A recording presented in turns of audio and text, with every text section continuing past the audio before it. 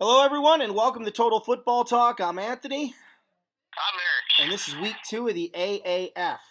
Well, that didn't take long, Eric. Breaking news on the AAF. Did you hear? I did not hear. The AAF apparently is already bankrupt. They couldn't afford to pay their players in week 2. Enter Carolina Hurricanes owner, slapped $250 million purse onto the floor and said, I own you. And now they're out of debt. They were $200 million in debt until this guy showed up.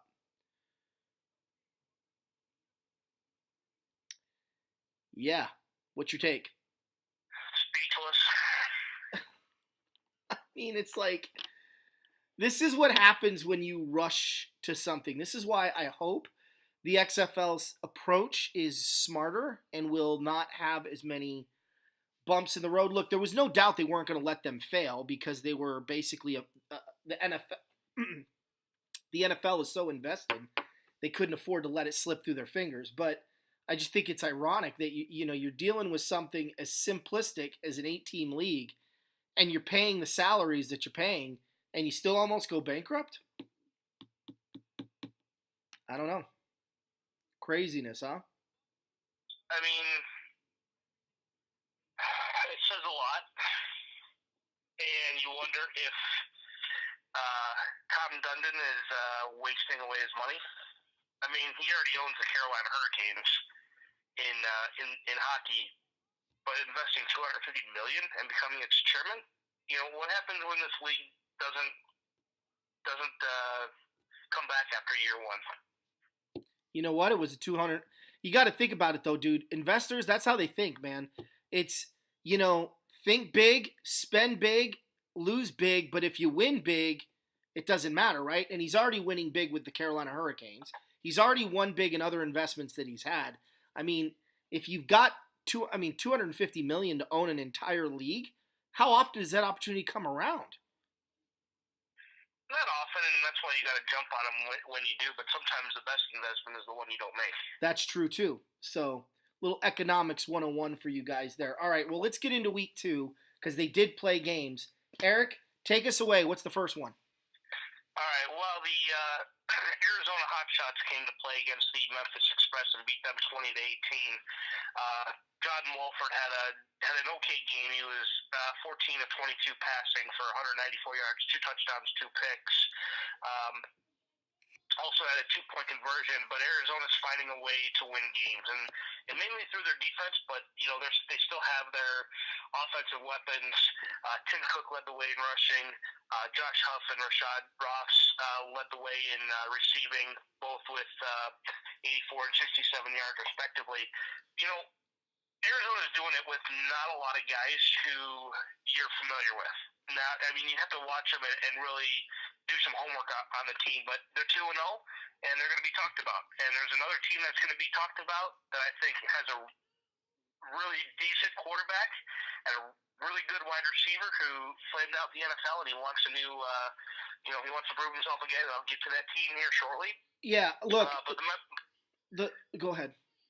I was going to say, in the Memphis Express, you probably have heard a little bit more of their names. Christian Hackenberg. He had an abysmal day, 102 yards passing, 4.1 yards per attempt. I mean, whether it's college, the NFL, or AAF, Hackenberg, what's the proper terminology? Can't hack it. Exactly. Zach Stacy is the first AAF running back to rush over 100 yards. Ram fans are familiar with Zach Stacy from a few years ago. He actually left the NFL due to ankle injury issues, but he's actually looking good and scored a touchdown. He had 101 yards, so it is what it is. But he's still the first 100-yard rusher in AAF this season. So a little shout out to Zach Stacy there. The first AAF. Arizona scored late, and that's how they won. First 100-yard rusher in AAF history. Yeah, there's 3 things I want to talk about here, and it's all surrounding Arizona.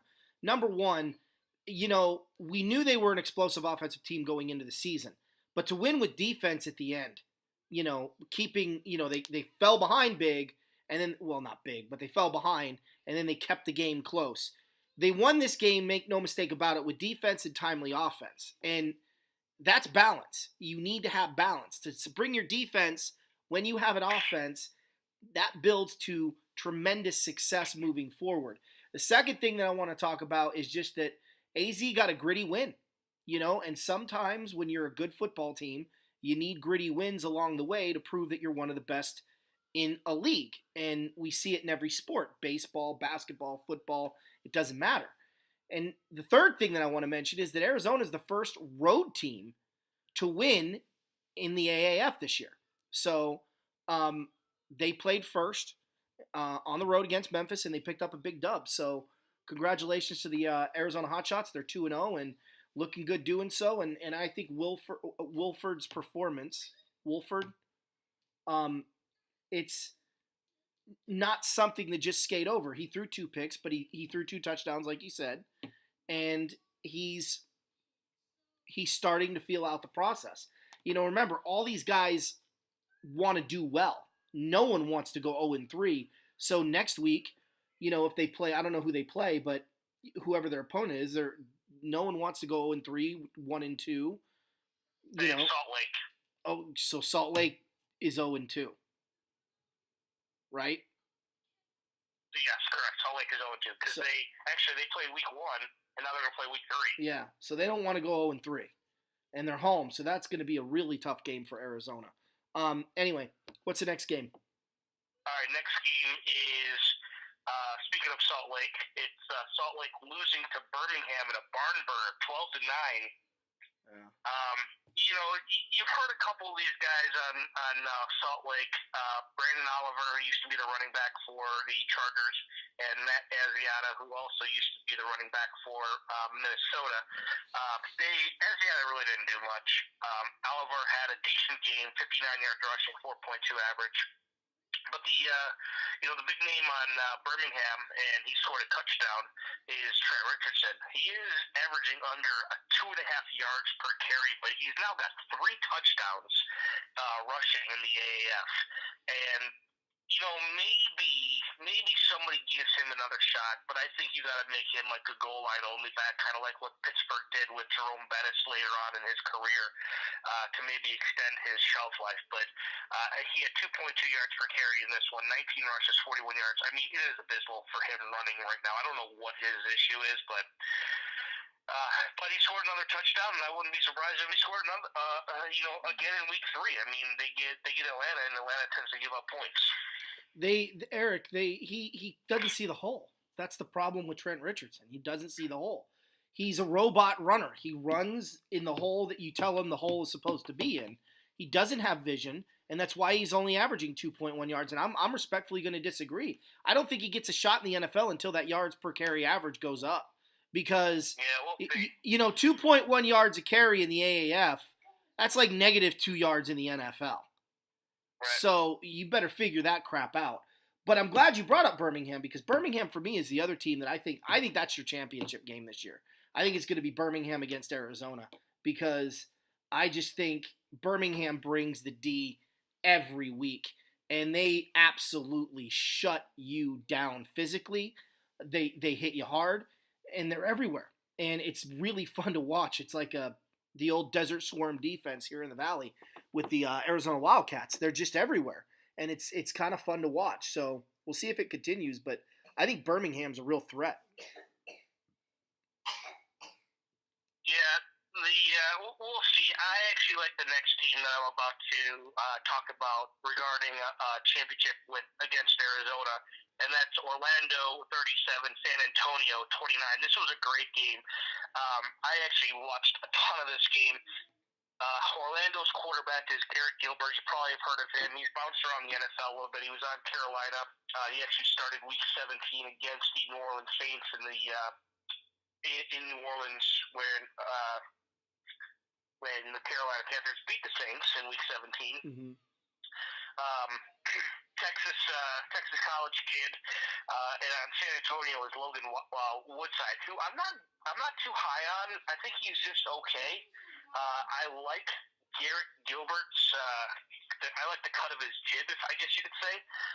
He just has a pocket presence when he's back there, he looks very comfortable. I won't be surprised that he's in camp with somebody No. this summer that's going to give him probably a number two job, depending on all the possibilities that are open. So I would look for that. Somebody who wants to upgrade from their current backup situation. Yeah. He had 393 yards. This game was back and forth. There were defensive touchdowns on both sides, a pick six and a fumble. Garrett Gilbert, again, like I said, 393 yards, 2 touchdowns. Woodside followed that up with 223 yards. But I will tell you this, man. Charles Johnson, the Orlando Apollo's receiver, he used to be the Vikings wide receiver a few years ago. He had himself a day. 7 catches, 192 yards, and a touchdown. You might have heard of another guy named Jalen Marshall. He used to be the wide receiver for the Jets. He had a good game too, 84 yards. Charles Johnson was he didn't catch 3 balls, but it seemed like everything that was thrown his way, he was coming down with. I mean, he was all over the place, and he is a name to watch who should probably get an NFL contract after the season if he keeps up what he's doing. He leads the AAF in receiving, and he just took San Antonio's defense to the woodshed. He was open numerous times. Yeah. Yeah, Orlando worries me with their defense. I know they look great against Atlanta, but everyone looks great against Atlanta. It's the defense that, I think it's going to be Birmingham versus Orlando. And I think ultimately one of those two teams is obviously going to go to the championship. But Orlando looks great. I mean, they're solid all the way around. They've got, Steve Spurrier's offense. This is a perfect league for it when you can't blitz. You know what I mean? When you could only send a maximum of 5 people, his offense is going to click. The reason he didn't work out in the NFL is he got his quarterback killed every week because the NFL has no such rules. So he's going to thrive in a situation like this, and I'm really curious. I think the old ball coach may have just found his league that he's going to be comfortable in for decades. Yeah, it's interesting to see how some of these head coaches use their teams, and it's like you're watching old Florida games again, or Mike Martz trying to recreate the greatest show on turf part 2 after he took over for Dick Vermeil in the 2001 season with Mark Bolger quarterback. But yeah. You see a lot of similarities. Like these guys don't change with times. I mean, you're talking early 2000s. It's 2019. You have to evolve. You have to change. Yeah, well, the league may allow them not to, so we'll see. But San Diego's now 0-2. And the final game of the weekend, E. No, actually, San Diego's not 0-2. Yeah, they are. San Diego beat Atlanta 24-12. Oh, who did Orlando play? Orlando played San Antonio. Oh, San Antonio. Okay. I'm sorry. I thought they played San Diego. My bad. Okay. No, if you watched any of the San Diego-Atlanta game, man, it was a clash of uniforms. It was purple and blue, and it just clashed. Like you're like, who are you throwing the ball to? And somebody who was in charge of uniforms really epically failed. The couple of names in here anybody might know of. If you heard of quarterback Matt Sims or Philip Nelson, I'm not a big Philip Nelson fan. I think he looks overmatched on San Diego. I was actually hoping for the whole military thing, but the one name that you guys know, especially on San Diego, is wide receiver Nelson Spruce. He had an okay game, six targets, 4 receptions for 58 yards. Actually led all of San Diego in receiving. And as far as Atlanta goes, they're doing it to me with a lot of no names. As far as their quarterback, running backs, and receivers. But, Atlanta went in there, got a win that they needed, and, they're sitting here with a game against Birmingham in week 3. And, after getting smoked by Orlando in week 1, they come out, go on the road, and travel all the way west. Or, I'm sorry, they travel west and get their butts kicked by San Diego 24-12. So, Atlanta's got some soul searching to do. Yeah, Atlanta's done. I mean, 0-2, and they look bad in doing it is always a rough start. But, it's and the thing is, it's not a long season. So we'll see if Atlanta can correct it. But it looks like there's going to be a lot of turnover in this league. And, we'll see what happens. Right now, these players need to just realize that they're playing for contracts and try to up their game a little bit. And I think that can really go a long way. San Diego doesn't look good either. I mean, this is a game. What was the final score, Eric? 24-12. Yeah, I mean, you're giving up 12 points to a team that I don't think is, maybe they're better than, who knows? It just, San Diego's got a lot of growing to do as well, I think. Those are probably Salt Lake, San Diego, and Atlanta are probably the three of the weaker teams in the league right now. And I think that they need to do a little bit of soul searching to get better. Any closing thoughts, E?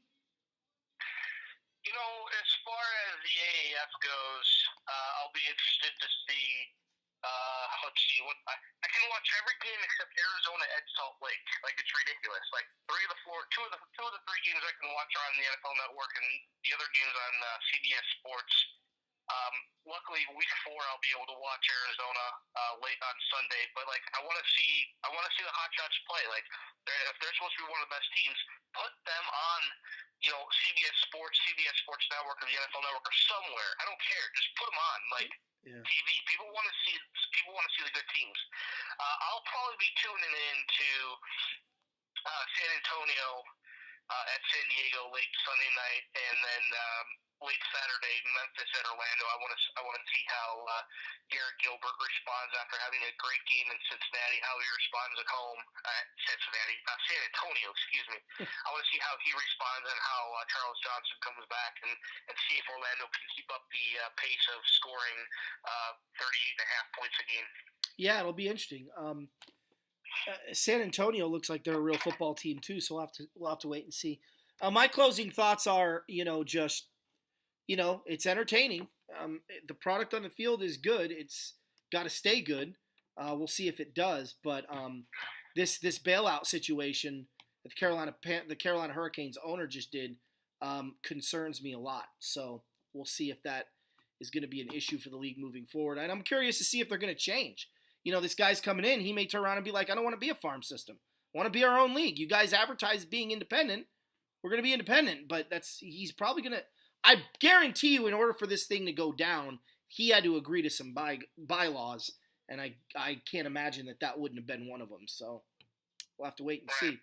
There's always some string attached. Always is, but looks like the AAF is saved for now. I'm Anthony. I'm Eric. Horns up. Bear down. Go Rams! Go Bears! Yeah, he meant boo Bears. Boo. Boo Rams. Boo Bears.